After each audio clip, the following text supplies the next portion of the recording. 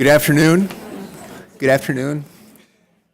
Welcome to Boston College School of Theology and Ministry. My name is Thomas Stegman. I serve as Dean of the school.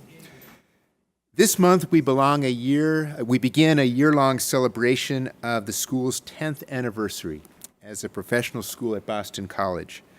And we thank you for being here to share our pride and our joy in observing this milestone.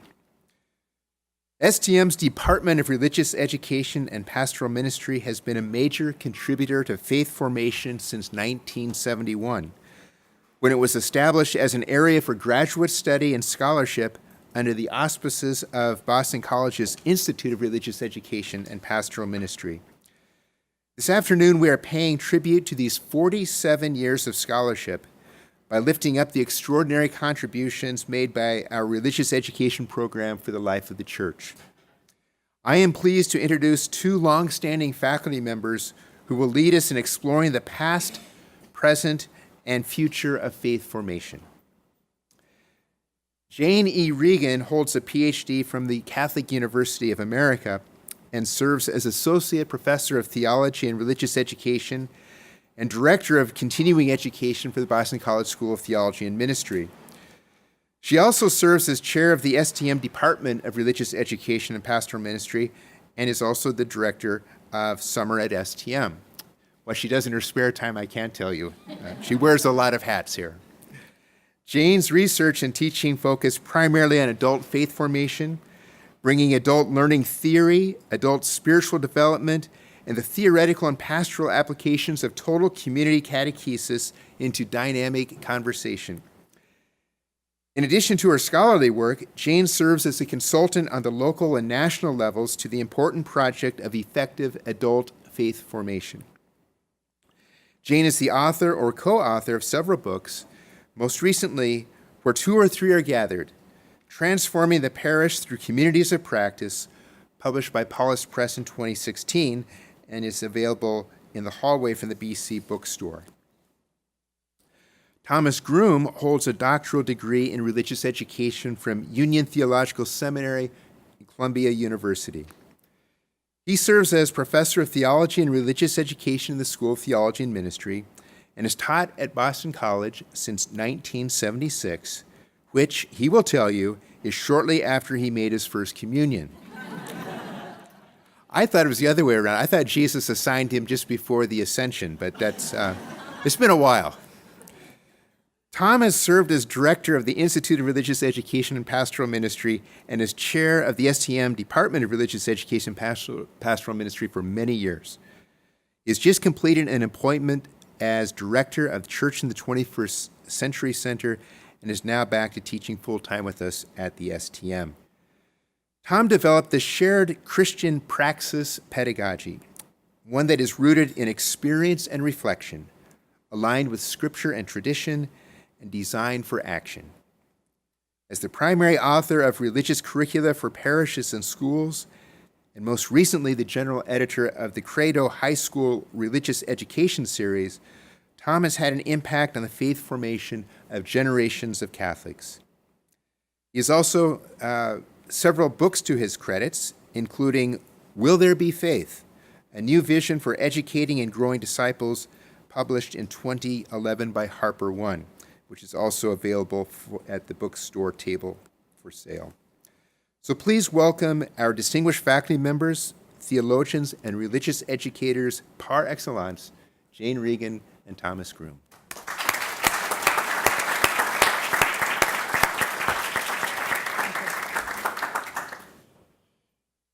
As we move into the celebration of the 10th anniversary of the School of Theology and Ministry, it's really helpful for us to step back and recognize both the past and the foundation, as well as the future. And so today we're just picking up one lens to do that, okay? We're just picking up the lens of where have we been and where are we going in the area of faith formation or in the area of religious education. So I've been given the task to, in the next few minutes really, to talk some about the past of how we go about thinking about religious education. And I suppose, as any good Catholic would recognize, we begin with the creeds. Believe me, I'm not going to go blow by blow through the next 20. It's okay. We'll be out of here in time for dinner, really, okay? The creeds are both an example of how Jesus taught, but also give us a sense of the way in which the early community translated and presented the Christian message. So we find out from the creeds, or we find out, from the Gospels, what was the communities held as important. Okay? At about the same time, we have the Didache.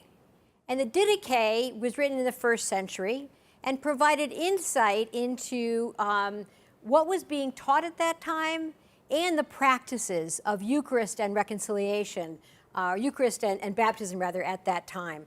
So it gave us a sense of what the community was like. A few centuries later, we have Augustine, clearly one of the best and best known catechists in the tradition. And one of the texts he wrote in the early 5th century is the De Catechizandis Rudibus, or Instruction to the Unlearned, right? And in that, he not only provides us with a description of what should be taught, but he gives some really good insights in how it should be taught. He reminds his readers to stay away from the long lectures. Are there some faculty members you know who might need to hear that? No, not here. To stay away from long lectures. And if you should find someone falling asleep, interrupt your lecture with a joke. Do you know the one about the duck that ran into the bar? No, we probably don't need it yet. We then move ahead a couple centuries later to the Rule of Benedict. Well, the Rule of Benedict, that's not faith formation. Yes, it is. Okay? It provides us with insight in how we're to live the faith. And really, for the first 5, 6, 8 centuries, that relationship between orthodoxy, what we believe, what we proclaim, and orthopraxis, how we live it out, were seen as inseparable. They had to be done together. Right? That's going to kind of a split is going to come, not too much later, at the time of the Council and of the Reformations. The Reformation, the model of the Catechism, became kind of normative. And we have the Catechism of Luther, the small Catechism of Luther, which was done in 1529, 1530, and then the Catechism of the Catholic Church, which was done in 1566, or the Catechism of the Council of Trent, sometimes called the Roman Catechism. See, when we came with the catechisms then, we ended up emphasizing what we taught, because we needed to define what we taught versus what they taught. And that began that struggle between what we teach and how we act. Okay, and that's going to be a split that at times gets quite wide and at times is less so over the course of the history. Then, as promised, we're not going through the details. We go now to the kind of iconic picture of the Council of the Vatican II. Okay? It's at Vatican II, then, that we begin to see a shift in the way in which religious education, orthodoxy, orthopraxis, how that's all being understood. And it's really with Vatican Council II that we begin talking about the history of the Department of Religious Education and Pastoral Ministry, or more appropriately, the Institute for Religious Education and Pastoral Ministry. Shortly after the council, remember, most of the documents were published or were approved and set out at the very last session, so it'd be 1965. And as it began to affect the consciousness of the church, there was a recognition for the need for formation of the leaders of the church. So we had all kinds of members of religious communities, men and women, all kinds of ordained people who had their formation and their insight prior to the council. And now all of these teachings are coming out and becoming part of how we think, and there's a recognition for a need for training. So in 1968, Fordham University opened the Graduate Institute for Religious Education. In 1971, Boston College opened the Institute for Religious Education and Pastoral Ministry. And in 1973, Catholic University of America reorganized their theology offerings in order to have one that focused specifically on religious education. So there was this renewed vision then of the need for formation and religious education, at least at this point, for the leaders. So then it's in this context that I want to talk about two themes that were defining influence on the way in which the DREPM and now the STM have influenced and shaped the way in which we think about and talk about religious education. One of the aspects of the IREPM that I think is notable, and I know I'm talking to many grads, so you can affirm that, and many students here, is that the way in which we understood religious education had a direct impact on how we taught about religious education. Those two are connected, all right?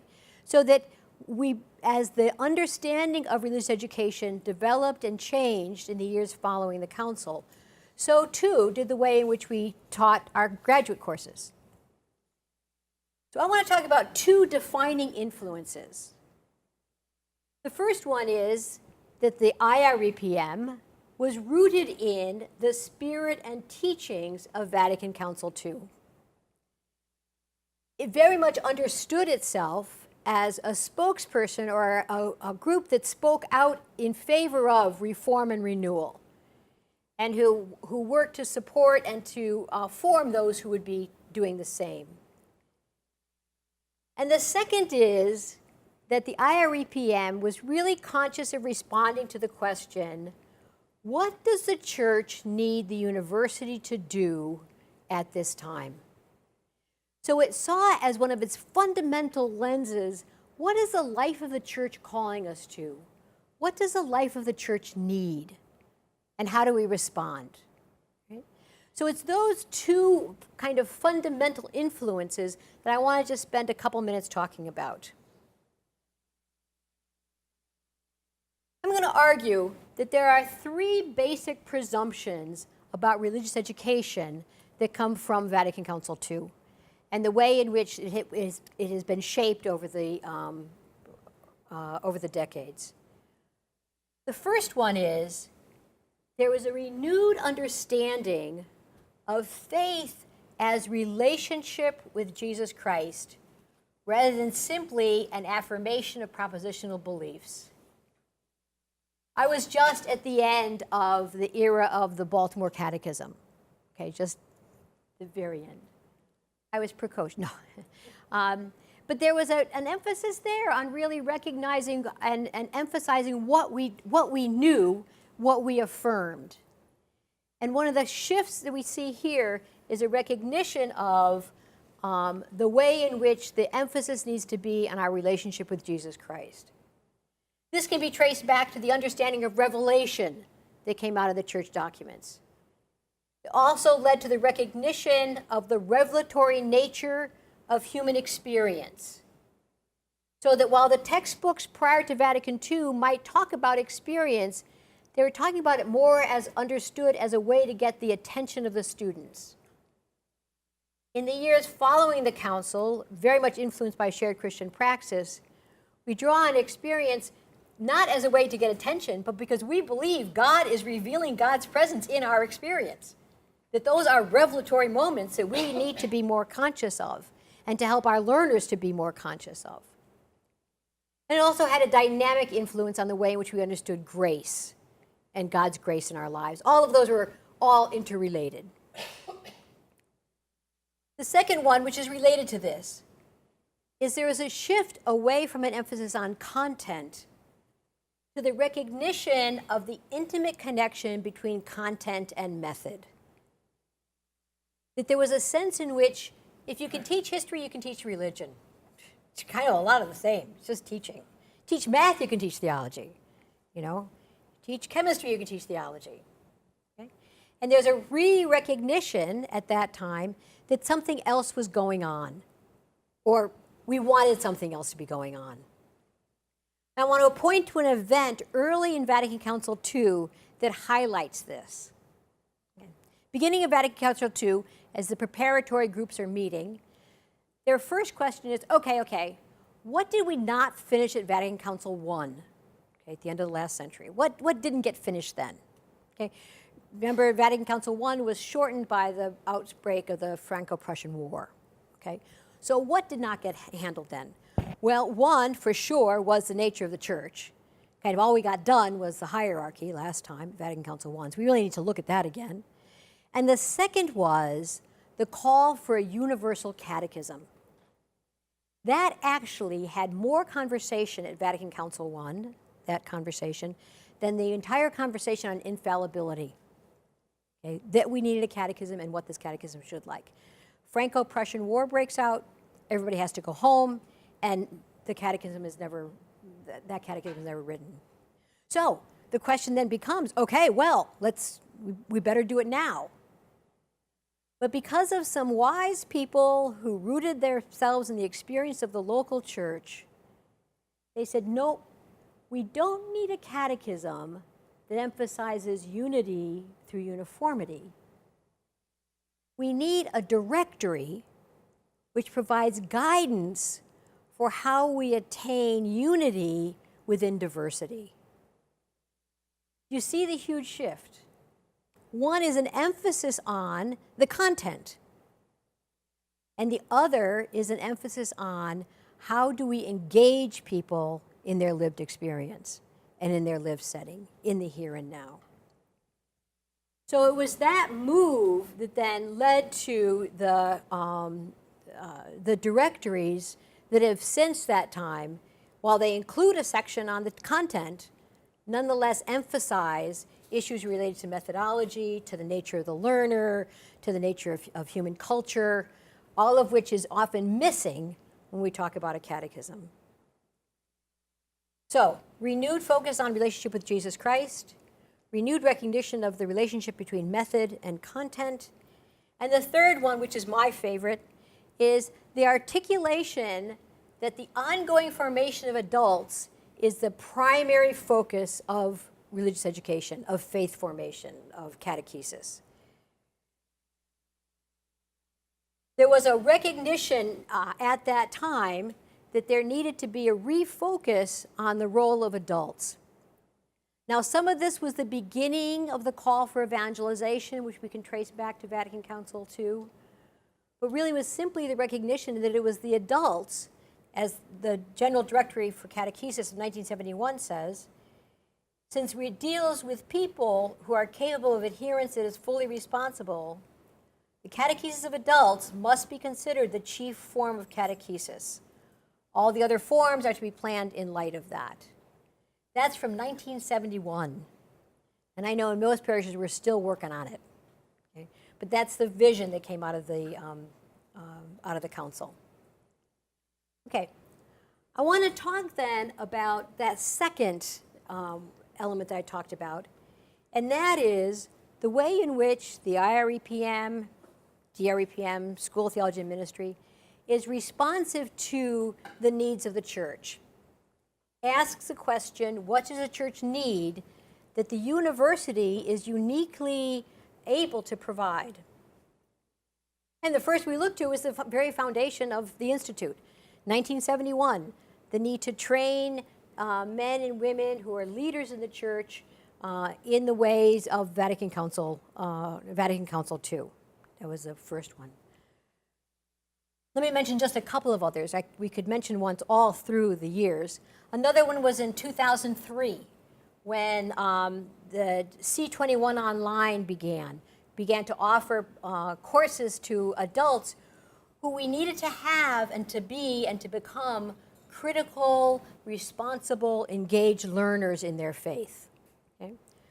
Or in 2008, with the establishment of the School of Theology and Ministry, which reinforced both Weston Jesuit School of Theology and the IREPM's commitment to fine academics, spiritual formation, and the teaching and educating of both those who are going for ordination and lay people together.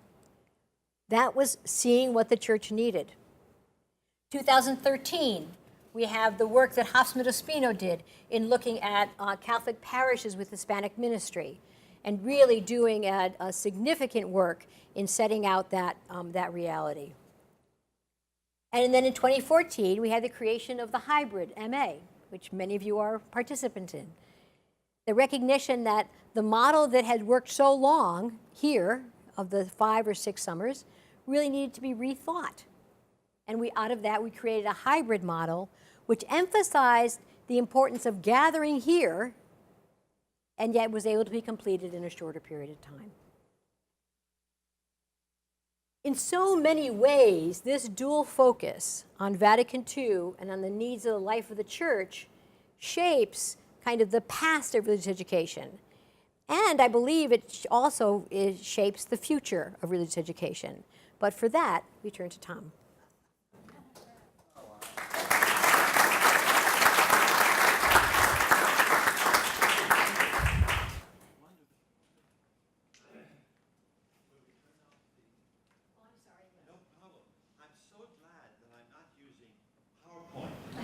Because my PowerPoint looks so vain, so unsophisticated compared to Jane's. Things flowing in and out. Those of you in my class at the moment know how pedestrian, how poor my overheads are. So I'm so glad that I'm not going to use overheads because, they would look so inferior. Really. And what a very beautiful presentation, Jane. Thank you so much. I'm inspired and renewed by telling the story can always suggest the vision. Where have I said that before? I've been saying it all my life, but in a sense, knowing the story is a powerful way of leaning into the vision. Now, the St. Augustine that she quoted so well and so appropriately, in Catechisandus Rudibus, Augustine says, never try to teach anything new in the afternoon. Here we are, 10 to 5, late afternoon. So I promise I'm going to keep Augustine's good counsel in mind and not really try to do anything much new, because in many ways Jane has said it, and said it very well, that they're the roots out of which the IREPM arose, our commitment to religious education, and not only to religious education in the formal sense, but to the faith education aspects of all functions of ministry. As I keep saying to my students currently every day, that you're all religious educators. We're all responsible to be intentional about sharing our faith, planting the seeds, nurturing the seeds, helping the seeds to grow. That comes with baptism. So this is a responsibility of every good Christian, as Pope Francis never tires of saying. We're all called to be, not just to be disciples, we're called to be missionary disciples. So we have to be intentional in how we do that. So we have people in my course currently, they're in all kinds of varieties and forms and functions of different services and ministries. A few are indeed in classrooms, but we're all called to be educators in faith. And so it's very much in that spirit that we continue our good work here. Tom mentioned that I'm here since 1976. And yeah, it was maybe my confirmation I had just received at the time. But it's proof that if you want to stay looking young and articulate and vibrant and healthy, and even when you're turning 70 to still look like 50, then religious education must be a proper field. All in favor say aye.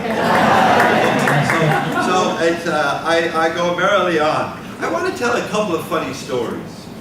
This kind of comes with the territory. But as I'm sitting there thinking, and as Jane guided us back over those original days and the deep commitments that were there, I want to tell the story of Sister Florence. When I came here in 1976, Sister Florence had really been here for 6 summers, and since 1971. She was about 82 at the time.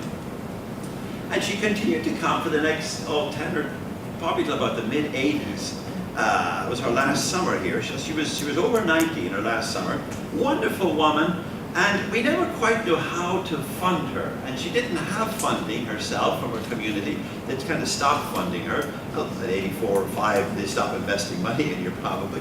And, but the Institute always came up with some money to at least pay the tuition for her minister in the vicinity or whatever it was that she came under. So the 83 or 4 it was, Florence applied, but she didn't apply in time to get funding. And she applied till the end of May, and whoever was director at the time said, Florence, we're so sorry, but we don't have any funding left. Can your community maybe give you the $500? And she asked her community, and he said, well, Sister Florence, you've probably taken enough courses for now. and weren't willing to fund her. So I heard about it. At the time, Doug Flutie was a student here. Many of you remember Doug Flutie and the Hail Mary pass. Well, my real claim to fame is not the books I've written and the curricula I've created. My real claim to fame is that I taught Doug Flutie the Hail Mary. There's a little bit of truth in that. I had him for both of his theology courses here at Boston College. So we became very good friends. We still are somewhat friends. Whenever I see him, he always, "Hi, Professor." So Flutie was playing at the time, and as a result, I was quite friendly with Tom Coughlin, who was the great coach here in these great glory days of Boston College football. Hopefully they'll revive again. So I thought about it. No money for poor Sister Florence. So I called Tom Coughlin. It was the end of May, and I knew the financial year was ending with the 1st of June. He was the football coach, for God's sake. I called him. I said, "Tom, do you have any money left in your budget?" And he said, "Why?" So I told him the story of Sister Florence. He said, "How much do you need?" I said, $500. He said, "No problem." And he gave her a football scholarship.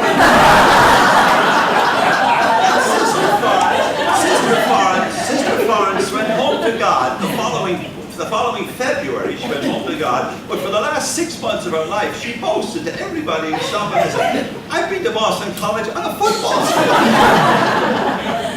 It was one of her glorious moments but it also shows the kind of friendliness, the collaborativeness, the spirit of Boston College.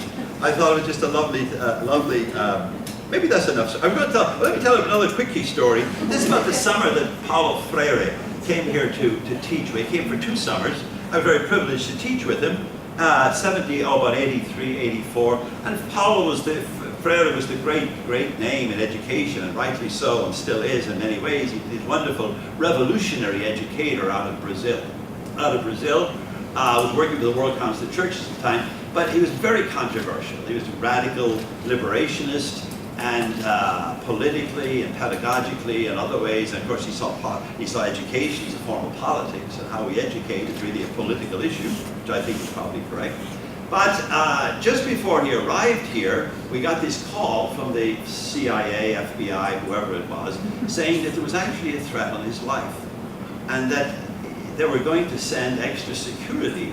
Now, this was at a time when the oligarchies in Latin America very often just simply executed people. Archbishop Romero, our new saint, was just a few years before that. So Freire's life was in danger and was threatened, and seriously threatened. So we suddenly had 7 new people. The course was already full.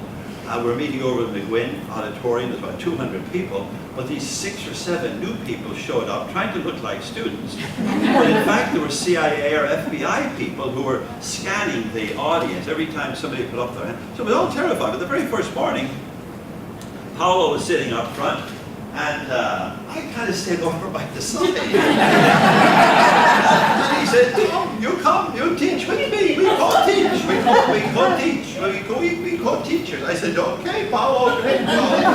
"Sorry, fine, Paolo. I will zero a little further." If they're going to shoot Paolo, they'll probably shoot me too. But eventually, I relented and moved into center stage with Paolo. Well, I always remember that moment. It was terrifying, and we were very discombobulated by it all. But anyway, I could go on and on with more stories. I won't.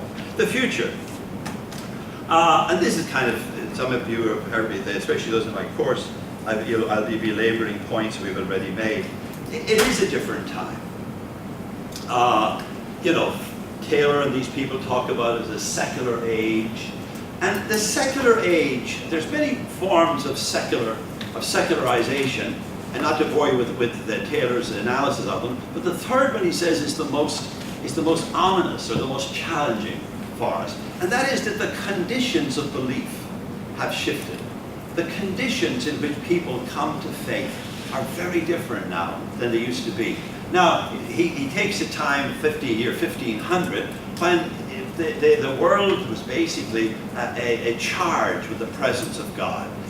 It was a sacred space, as Weber, it was enchanted, as Max Weber would say. And in a sense, everybody believed because everybody believed. And you didn't have any option. Atheism wasn't an option, except for elite intellectuals until the late 18th century. So everybody believed, and Taylor takes the year 1500, I can take the year 1950 in my Irish village, that you daren't not be a Catholic Christian. In that context, the culture mediated it. Now, in many ways, what has happened in the secular age is that, in large part, that type of deep socialization into faith identity has disappeared. And now it has to be much more by choice, by persuasion, and it's not all for bad reasons. I told a personal story the other day in my class, I'm going to repeat it. When I was about 4 or 5 years old, I developed pneumonia. It was a winter's night, my mother was home alone. Well, she was home with 7 or 8 other kids. My dad was in Dublin. The car was gone, even if she had it, she couldn't drive. There was no phone then in rural Ireland. The nearest doctor was 10 miles away. It was a winter's night. They'd already lost a little girl to pneumonia. So even if they got to medical attention, it didn't necessarily guarantee that I would be cured or would be restored to health. So my mother, to take a kid out on a winter's night in a horse and buggy or something would kill him. It would probably be the death of him. So what did she do? And she told this story 1,000 times, at least 1,000 times. She knelt down beside my bed and she told God that she wasn't going to leave there until my fever broke. So I fell asleep, she fell asleep, we both woke up, and my fever had broken. Now, she swore that it was a miracle. I've never decided. The point I want to make is, our grandchildren would never do what their grandmother did. And some of them are people of faith, but I doubt if any of them would do what she did. Do you know what they'd do instead? They'd pop the kid in the SUV, they'd be in the village in 10 minutes, the kid would get a course of penicillin or antibiotics, and be running around in a couple of days. In other words, we don't need God the way we used to, or so we could begin to presume. And Taylor's point is that all the developments in transportation, now they have cars there, in communication, now there's telephones, in medication, now pneumonia can be quite readily cured. So all of those things, they're not for bad reasons that our contemporary society is more secularized. It's some of the developments and advances in communication and transportation and medication and so on and so forth.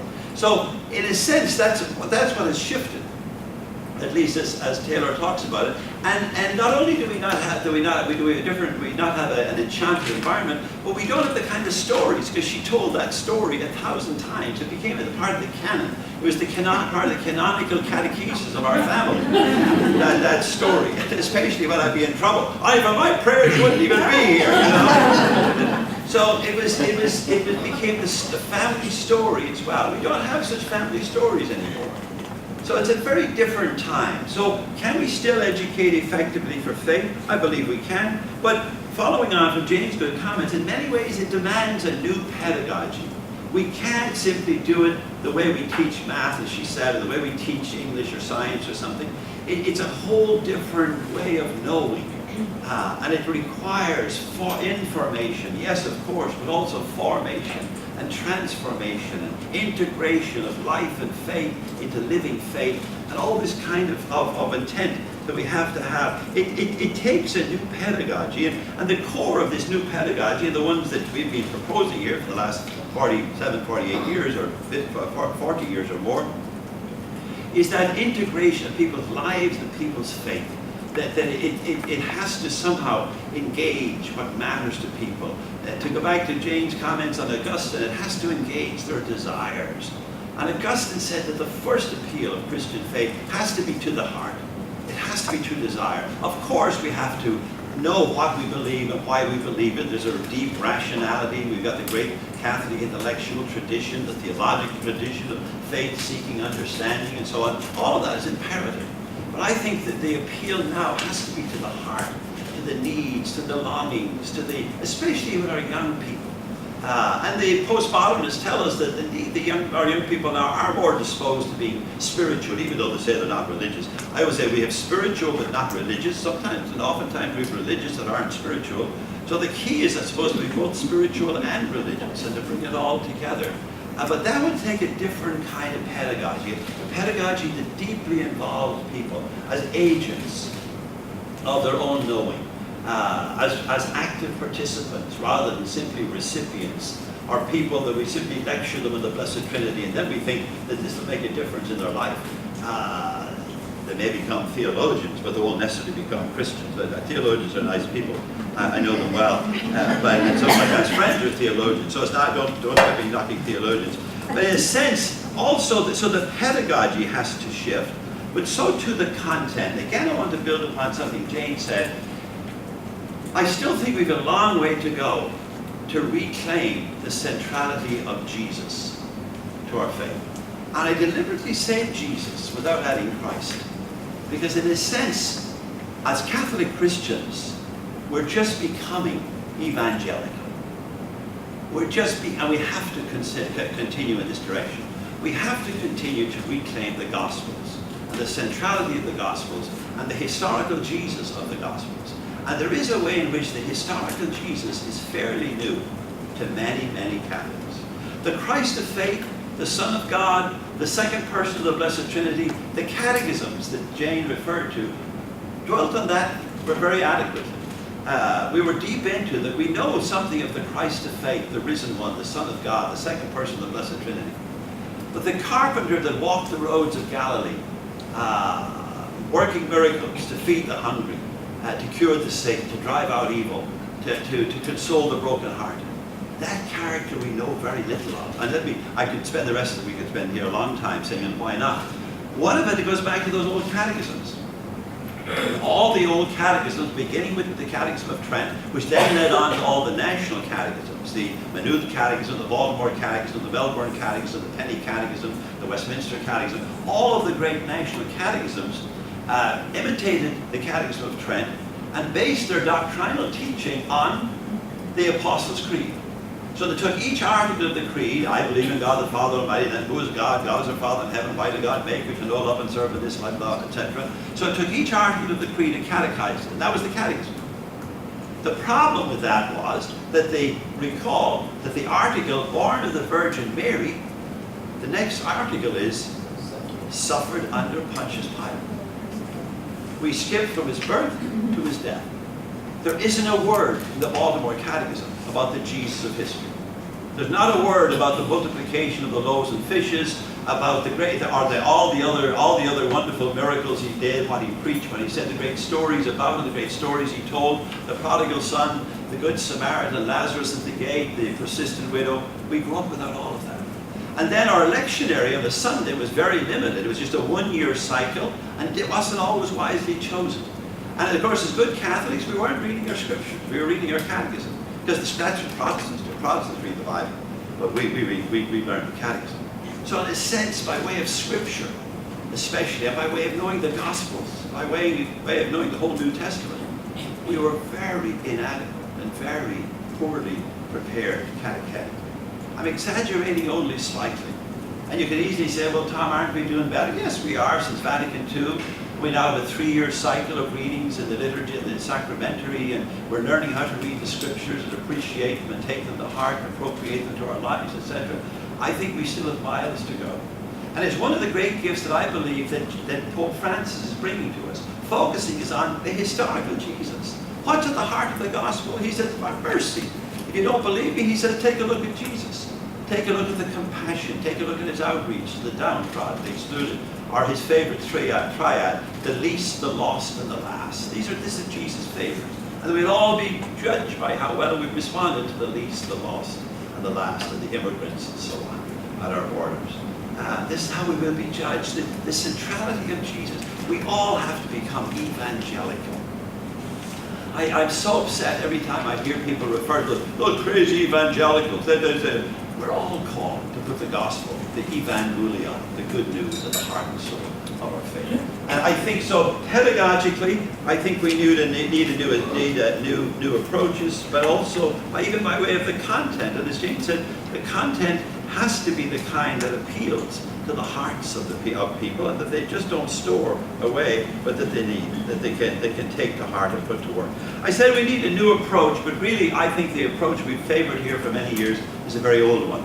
And again, I'm loading the dice, but I think you see a certain kind of approach in the pedagogy of Jesus. Now, some of you have heard me say this many times, but it's fascinating how he almost invariably begins a teaching event by turning people to their own lives in the world, to their own realidad, as Freire would call it, to their own reality, to their own interests, their own stories, their own recognition. So the reign of God is like people sorting fish. The reign of God is like a merchant in search of fine pearls. The reign of God is like a sower going out to sow seed. The reign of God is like a woman baking bread. Because it turns people to their own reality, to their own way of being in the world. This morning he's talking to them, today's gospel, he's talking about fruit trees. And everybody could understand what he's saying, that there's some kind of trees that bear good fruit and bad fruit, and you can't get an apple from an orange tree or whatever. But it was ordinary, everyday life. He turned people to look at their ordinary, everyday life. Parenting, you know, family had 2 sons, and one of them looked for his half of the property, and others had 2 sons, and one of them said, "I'll go do what you told me," and the other one said, "I won't." Or you know, a vineyard grower, a vineyard keeper went out to hire workers, and so on. Everybody would know he was talking about their own life. We've got to hook it into people's lives. We've got to begin with people's lives. And engage people's lives, their interests, their needs, their desires, their longings, their hearts. And in the midst of that then, but sometimes he got them to stop and look at their lives, but he also got them to think very differently at times about their lives. Sometimes he got them to turn their lives upside down. Freire would say he promoted critical consciousness. He got them to question. And so the Samaritan is the neighbor, the prodigal is welcomed home, Lazarus goes home to God, and the rich man to Hades. He's turning people's world upside down, looking at their life, reflecting on their lives, and yet constantly then in the midst of that, proclaiming the reign of God. At the very beginning, as Mark's gospel attests, he proclaims the centrality of the reign of God. It says it's already among you, and teaches that with authority. So it wasn't as if he was just a discussion leader, or getting people to stop and have a chat. Yes, he did that and got them to stop and look at their lives, but then in the midst of that, he taught them the gospel.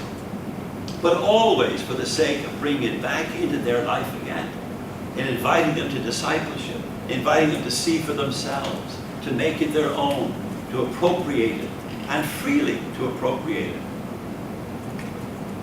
And then to become disciples. So I've talked about it as bringing life to faith, bringing faith to life. And maybe as simple as that. My favorite example, of course, is the road to Emmaus, where I won't go into the detail of that, but take a look at that text, Luke 24, verses 13 to 34 and 5, where he meets these 2 traumatized disciples, but instead of telling them what to see, instead of simply instructing them, he could have immediately informed them, "I'm the risen Christ." I think I would have been me. I don't know. But instead, he joins their company and walks along with them, accompanies them, and says, "What are you talking about as you go upon your way?" They said, "All the things that happened in Jerusalem." He said, "Oh, what things?" Now let's agree. Nobody knew better than he what went on in Jerusalem these past few days. He could have told them things they never dreamt of, and yet he wants them to stop and to look. He wants them to tell their story and their shattered vision, which is precisely, they said, "We were hoping he was the one who would set Israel free." In other words, he deeply engaged their own stories and visions. And they're on the road all day. It's only 7 miles. They must have sat down a few times as well for a big long chat. And only in the midst of that does he proclaim the faith of the community. Beginning with Moses and all the prophets, he interprets for them every passage of Scripture that referred to himself. No wonder they're on the road all day. And then explained that the Messiah had to suffer. So there's a different Messiah. There's a whole dialectic now. They were hoping for a political Messiah who would set Israel free. He comes and he says, no, it was a suffering Messiah. And still, even though he still hasn't told them what to see, never tells them what to see. But by now they're near the village in which they're going, they press him to go in to stay with them. And then, of course, it's in the breaking of the bread that they come to recognize him. And my Greek isn't the best, but I have friends who are pretty good at New Testament Greek. Epigenoskine, I believe, is the word there, which means they were deeply bonded with him. They recognized him, whereupon he vanishes from their sight. My students have often asked me, why would he leave at that time? Why would he vanish then? In many ways, his work was done. He was gone to another Emmaus road. He was coming to Boston College. Some were institutes, some were school. But in a sense, that he led them from life to faith, from life to faith, from faith to life. Because then they turned around, they get up immediately, and they say, oh, weren't our hearts burning inside of us? I suppose that's the key. We have to do catechesis and evangelization in a way that makes people's hearts burn inside of them. Not just to inform their mind, yes, to inform them deeply, but inform them in the rich tradition of our faith, and yet to get their hearts to burn inside of them, as he explained the scriptures to us upon the road. And yet it was in the breaking of the bread. And it's the bread of Eucharist, of course, but it's also the bread of friendship, the bread of life, the bread of relationship, the bread of care, the bread of outreach, the bread of hugs and kisses, the bread of support and friendship and respect and hope. It's all the breads we break. That's where people come to see for themselves and recognize and then return and continue then back to the faith community. So it's an old approach. I think this life to faith to life. I was telling my friends in class the other day that I've called it shared Christian practices or life to faith to life. But I remembered this morning, and I was thinking, yes, maybe it was yesterday, I was saying to people that it's really what my old mentor in life, Father James de Giacomo, a wonderful, one of the early Jesuit religious educators of the contemporary era, who went off to Lumen Vitae and got trained way back when. But I was my professor at Fordham. And he walked into class the first day, he said, I'm just going to teach you the spaghetti method of religious education. And we said, yeah, how do you make spaghetti? Oh, you just boil it. No, what's the first thing you do? Well, anyway, he unpacked it for us. The first thing you do to make good spaghetti is you boil the water. You have to boil the water. If you don't boil the water, you put in the spaghetti too soon, it gets mush. If you only boil the water, you get hot air. So you got to boil the water, and then you got to put in the spaghetti. Or what I call the content of faith. And then what do you do while the spaghetti's cooking? Yeah, you set the table. And when the spaghetti's done, you call people down, you call you can sit down and eat it by yourself if you want to, but you're better off if you sit down and eat with your family. And then there's great conversation at the table. In a sense, we have to engage people's lives. We have to boil the water. Then we have to put in the spaghetti. But then, not simply that they know about it, but then we bring it back into community, to bring it back into life, to bring it back into the world. Life, bringing life to faith, bringing faith to life. Jim DiGiacomo is right. I've dressed it up a lot since then and written big, thick books about it, but don't tell anybody. I'm really talking about the spaghetti method. One last comment, and this is by way just of maybe recognizing the contribution that we have been making as a School of Theology and Ministry to the catechetical life of the Church. In 2007, the U.S. Conference of Catholic Bishops came up with a framework for high school catechesis. And they outlined 11 books, 11 themes and topics to be written about, 6, one for each semester of the first 3 years, and then 5 electives for the senior year. And there was no publisher really taking up, well, some publishers took what they already had published and tried to recraft them and make them look as if they honored the framework that the bishops came up with. It was a very fine framework, very comprehensive, and also done not in sequence. In other words, you began with Revelation, and then you moved on into Jesus, and what are the scriptures, and then so it began with a kind of a foundational theology. It also was deeply Christocentric, the framework. So the old curricula, when you look at their old high school curricula, it was typically a book on the sacraments, a book on Jesus, a book on the church, a book on morality, a book on the creed. This curriculum, this framework recommended, it was a book on Jesus by all means, but then Jesus and the church, Jesus and the sacrament, Jesus and morality. So it was all Christological. And I was one of the few professional religious educators that saw the potential of it and said, this is different. This could be very promising. And then, providentially, I was approached by an Irish publishing company, Veritas, that has a growing footprint in this country. And over conversations, when they heard my enthusiasm, they said, let's do it. So we started. It's been a 5-year project. 11 of the books, or 9 of the books are over here. You can take a look at them. They're spectacular texts. They're just absolutely beautiful books. Tremendously well crafted. I know, I'm advertising, I know. But